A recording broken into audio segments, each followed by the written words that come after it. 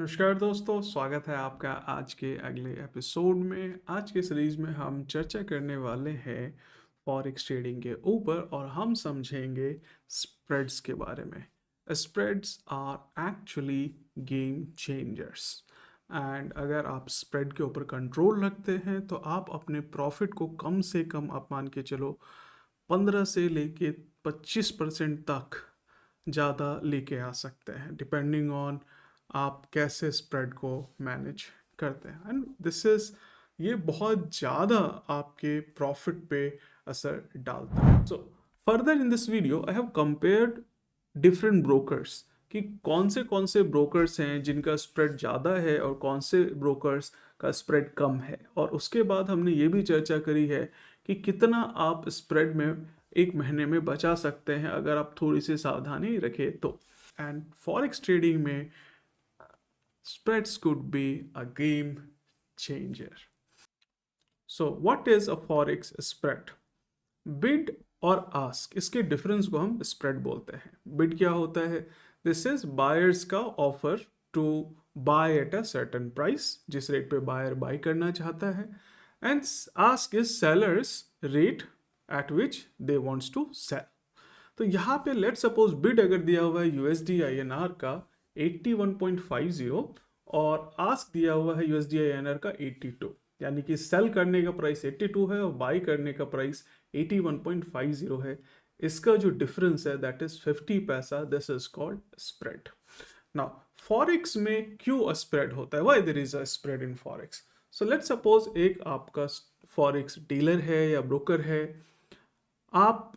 जब आप उसके अकाउंट में ट्रेडिंग करने जाते हैं, जनरली मेटाट्रेडर 4 या मेटाट्रेडर 5, तो वहाँ पे आप देखेंगे बिड प्राइस लिखा हुआ। तो बिड अगर लिखा हुआ है यूएसडी आईएनआर 81 रुपीज़ 50 पैसा, इसका मतलब है इस रेट पे ऑक्टा, आपका जो फॉरेक्स डीलर है, वो बाय करना चाहता है। और आस्क प्राइस जो है हमारा वो है यूएसडी आईएनआर 82 रुपीज़, यानी कि इस रेट पे ऑक्टा सेल करना चाहता है।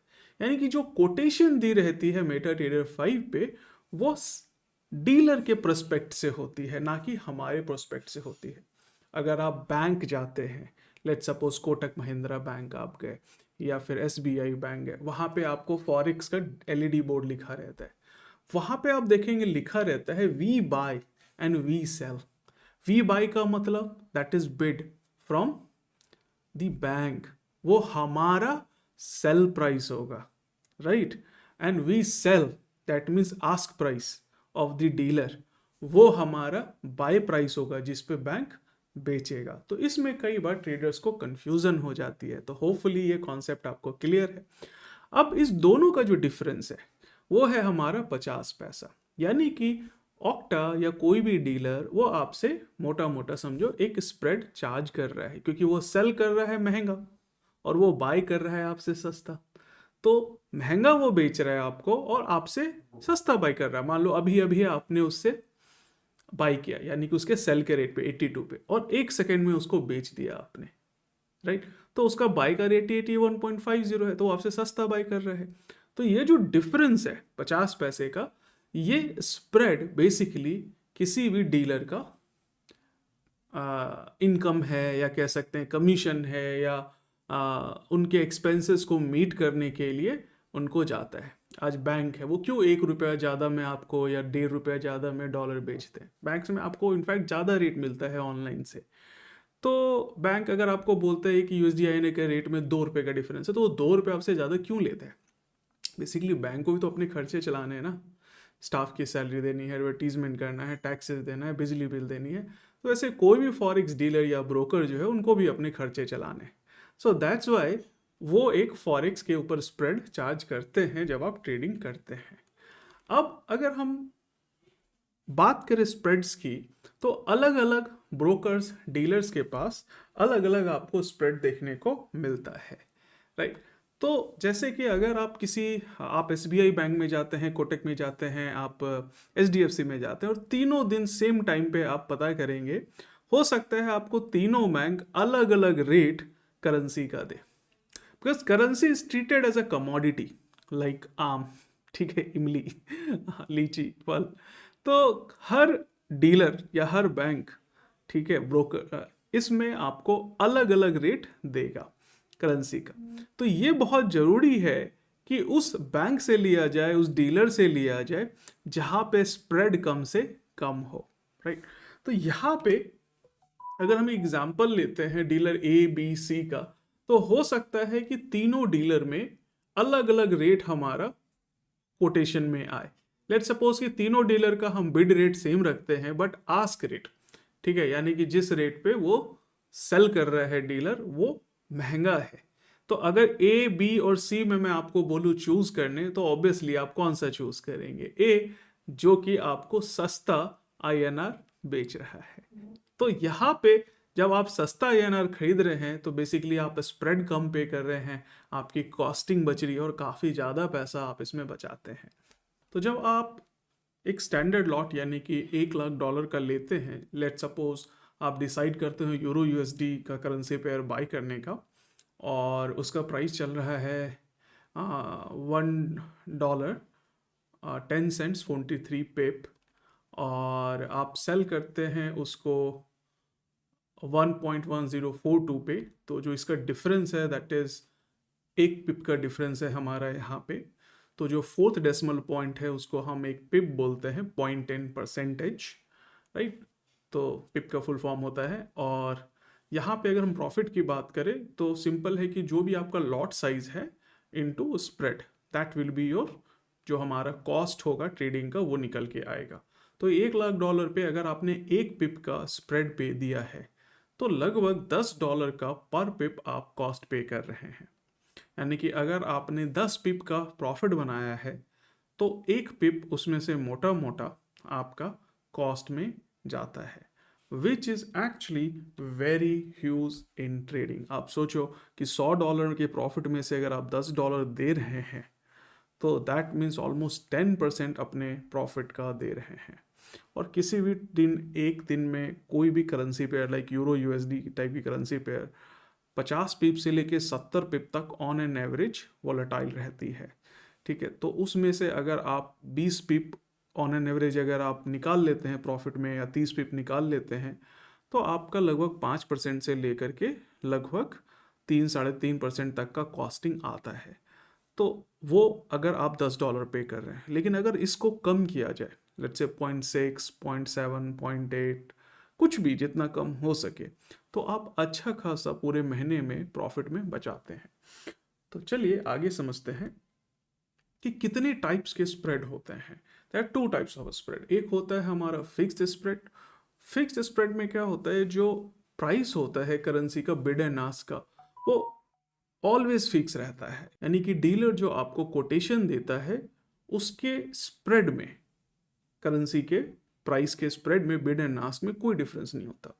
जनरली फिक्स्ड स्प्रेड जो होते हैं वो कॉस्टली होते हैं। अगर किसी डीलर से आप फिक्स्ड स्प्रेड का अकाउंट खुलवाते हैं तो वो थोड़ा कॉस्टली होता है। इसके ऊपर कुछ अलग से मार्जिन भी हो सकता है, $2 $3 का, जो डीलर ब्रोकर है वो आपसे चार्ज कर ले। तो generally fixed spreads are costlier than floating spread. ना floating spreads are not fixed. कई बार आपको काफ़ी कम पिप मिल जाएगा, 0.6, 0.8, कई बार आपको 1 पिप या फिर 1.2 पिप का कॉस्टिंग आ जाता है। तो ये जो स्प्रेड होता है ये कम ज़्यादा होता है। इस स्प्रेड के कम ज़्यादा होने पे आप स्प्रेड बेस्ड ट्रेडिंग स्ट्रैटेजी भी अप्लाई कर सकते हैं।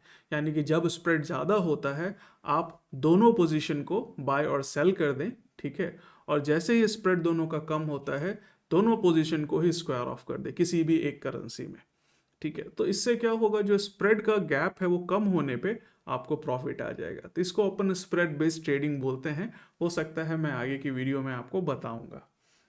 तो यहाँ पे मैंने कुछ टॉप ब्रोकर्स को कंपेयर किया है, जैसे कि ऑक्टा है, एफएक्स प्रो है, ओंडा है, एक्सम है। ये सारे के सारे बहुत पुराने ब्रोकर्स हैं।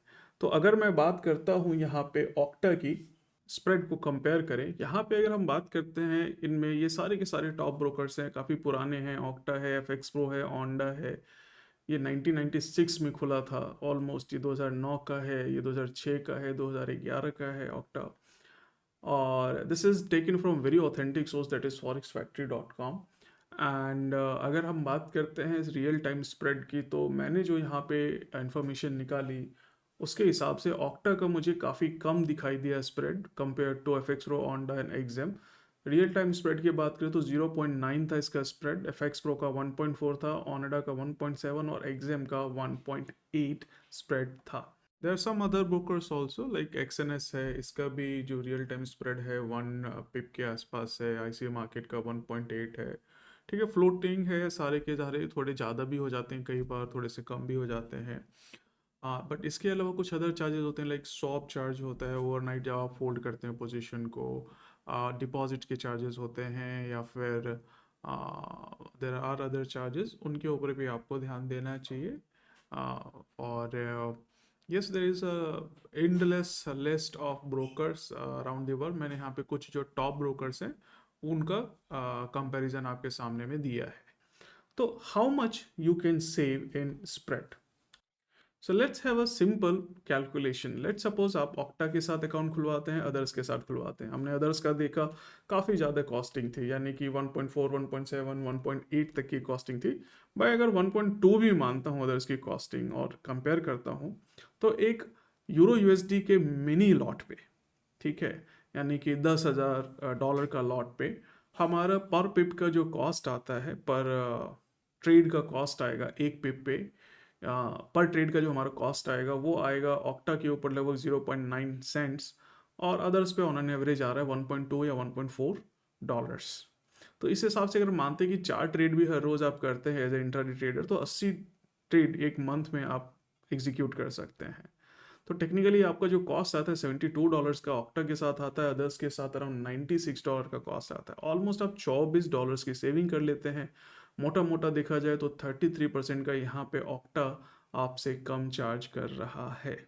और अगर अदर्स में बात करें तो 1.4 भी है, 1.5 भी है। अब यहाँ पे एक इम्पॉर्टेंट पॉइंट आ जाता है कि जो अकाउंट्स होते हैं अलग अलग ब्रोकर्स के साथ, वो भी अलग अलग टाइप के होते हैं। कुछ रॉ स्प्रेड अकाउंट होते हैं, कुछ स्टैंडर्ड अकाउंट होते हैं। तो कुछ अकाउंट में आपसे बोला जाएगा कि हम एकदम भी स्प्रेड चार्ज नहीं करते, यानी कि 0.01 चार्ज करते हैं।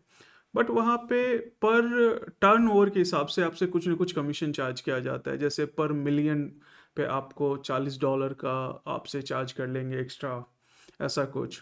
और इसके अलावा स्वैप करके एक चार्जेस होते हैं। स्वैप होता है ओवरनाइट होल्ड करने पे आपको देना पड़ता है।